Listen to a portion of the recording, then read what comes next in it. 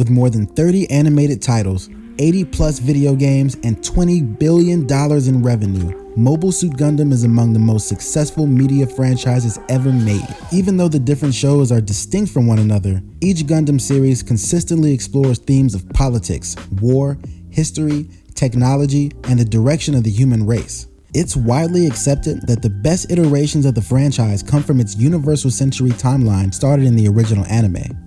After 10 years of progressing that timeline, it was decided to head back to the era that started it all with the creation of the franchise's first side story OVA, War in the Pocket. The story is centered around a neutral Side 6 colony during the last few months of the 1-year war.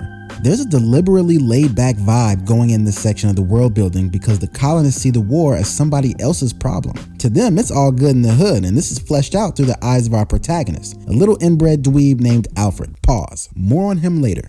The main conflict arises when info is leaked as to the whereabouts of a new prototype Gundam built specifically for new types.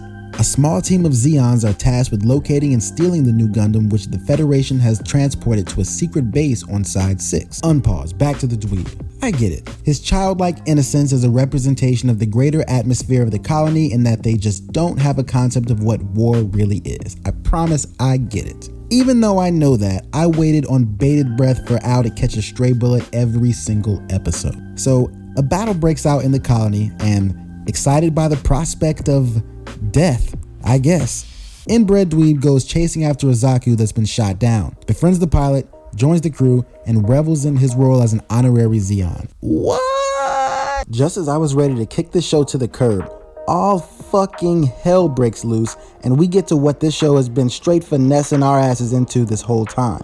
At its heart, War in the Pocket is an anti-war message. More than any of its predecessors, it gets up close and personal with the casualties of war. I'm not talking about mobile suit explosions or empty buildings being blown to pieces. I'm talking about people getting fucked up. And what makes this all the more heartbreaking is that these people are civilians with no stake in the conflict at all. Where the show drops the ball, in my opinion, is we see no indication that inbred dweeb and crew feel responsible for any of it. In my review of Samurai X, I talked a lot about how guilt was the driving factor in who Kenshin would become. But we see this fucking dork chastise his homie for wanting to get the hell out of Dodge and tells him they should keep fighting. What the fuck is wrong with this kid? He has zero motivation for wanting to complete the mission other than, "It's so cool." He gains nothing from their success. And what's unique to this show is the narrative between each side. There's hardly any effort spent in building an investment in either faction. The only Federation soldier we know by name doesn't get revealed until it's almost over. And the Zeon characters' motivations are never even brought up. Because to a civilization who wants no part of a conflict that was thrust at their doorstep, it doesn't matter. In the original Mobile Suit Gundam, it's clear that the Zombies are the bad guys. It's not one of those complicated ideological dilemmas. No, except for maybe Garma, they're all power-hungry monsters serving their own agenda. It's a quality all zombies have. Runs in the family. And I hate seeing that in any villain because now as an audience, we're told who we're supposed to be rooting for. By eliminating the motivations entirely from it, the situation now isn't what side do we want to win, it's just stop the fighting. The pointlessness of it all might be the most powerful message here. Zeon has all but lost the war.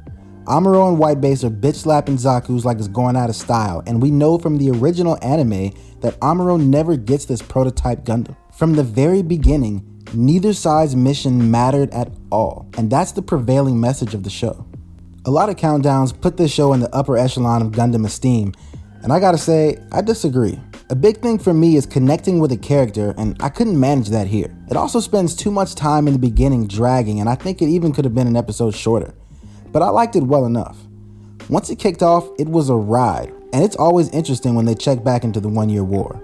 Being that it's a side story developing the world during the original timeline, I think it's actually a great starting point for new fans who want to dip a toe into the franchise, but are a little intimidated by the massive episode count. Too long didn't listen? War in the Pocket is a solid OVA that lives up to the Gundam name.